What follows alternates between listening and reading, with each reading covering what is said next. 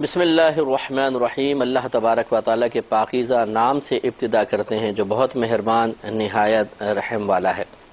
حدیث نمبر 89 چل رہی تھی۔ حضرت عمر فاروق رضی اللہ تعالیٰ عنہ ارشاد فرماتے ہیں کہ میرے انصاری دوست تھے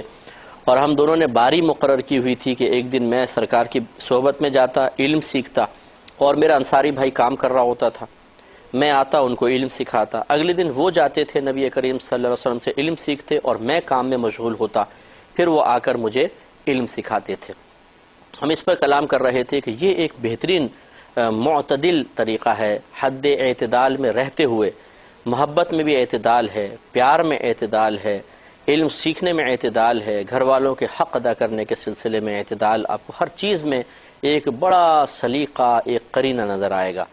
ہمارے بعض بہن بھائی، ہم اسی پہ کلام کر رہے تھے کہ بعض ہمارے بہن بھائی جذباتیت سے کام لیتے ہیں اور بعض اوقات کچھ واقعات اور قصص سننے کے بعد وہ اصل شریعت کو جاننے کی کوشش نہیں کرتے ہیں اور ان قصص سے، ان واقعات سے ایک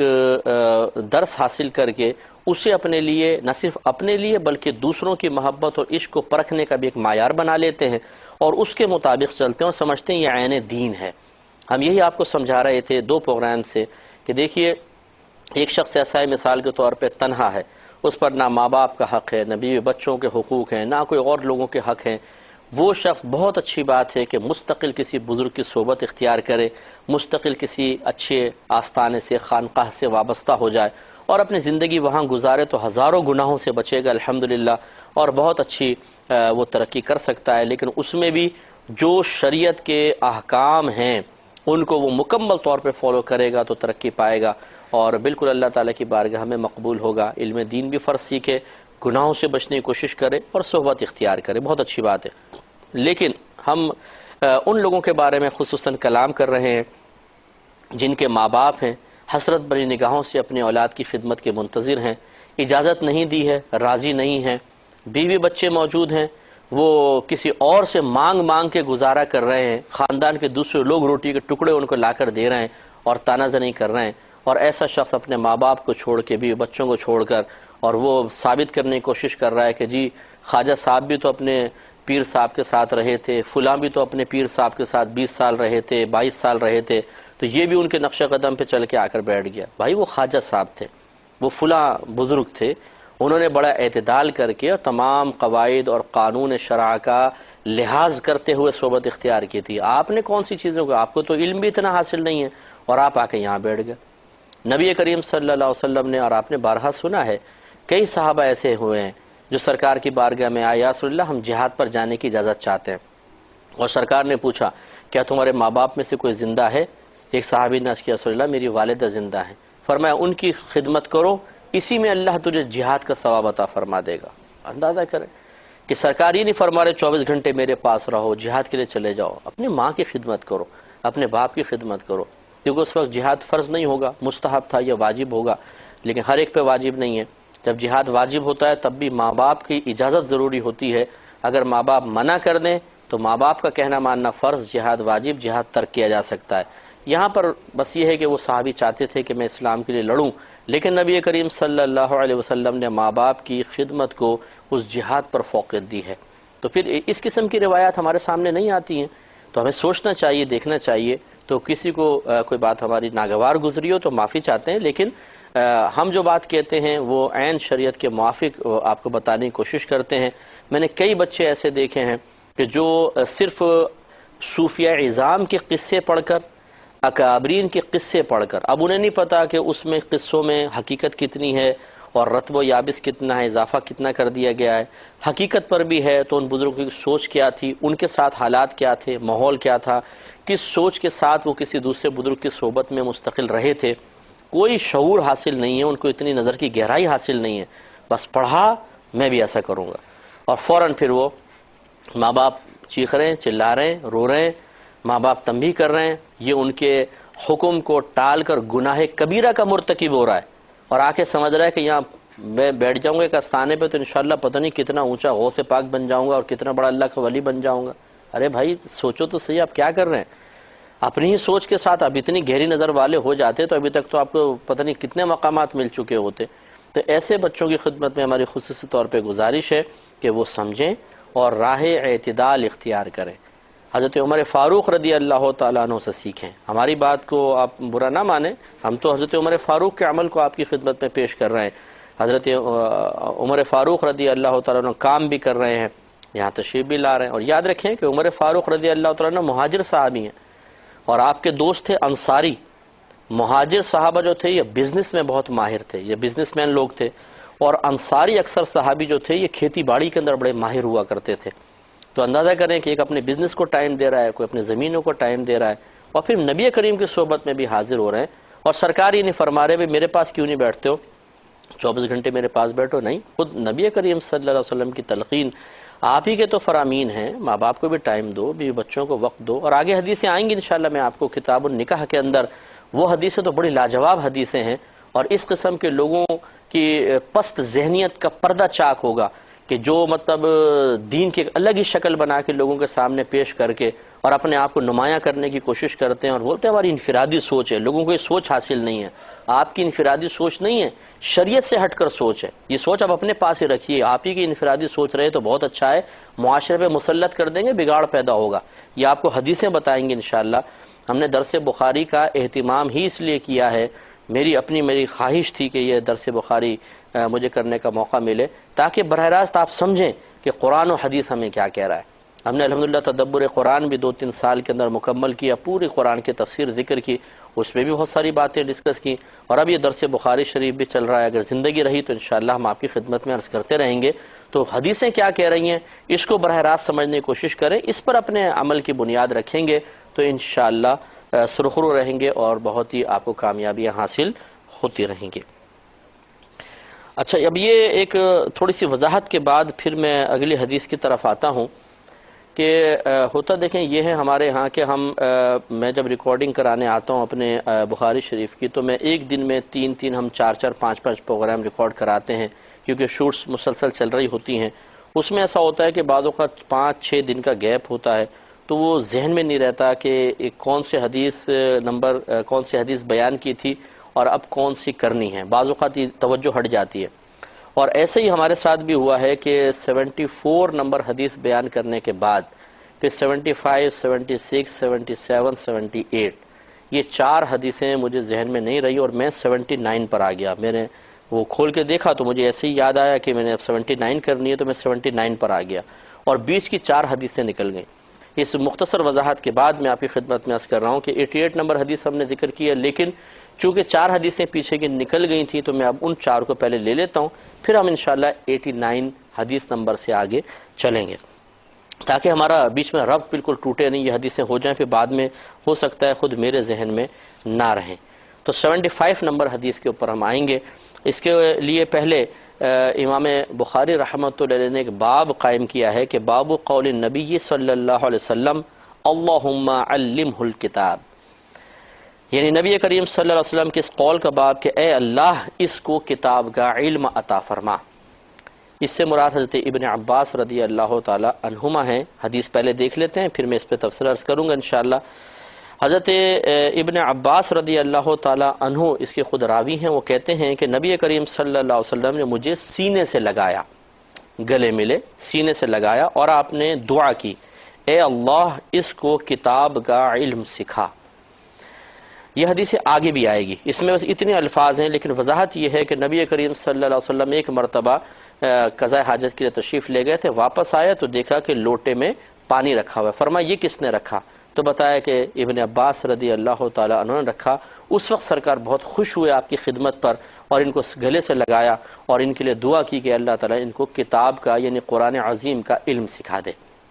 تو میں اس حدیثوں کو ملا کر پھر اس میں انشاءاللہ ہم درس کریں گے۔ تو اس سے ایک بات یہ پتہ چلی کہ بزرگوں کی خدمت کرنے میں بہت اجر و ثواب ہے، بڑا مقام ہے، بزرگوں کی دعاؤں کی بڑی برکت ہوتی ہے۔ تو اس لیے اگر ممکن ہو سکے آپ علماء کی خدمت کریں، فقہاء کی خدمت کریں، اسی طرح جو واقعی باعمل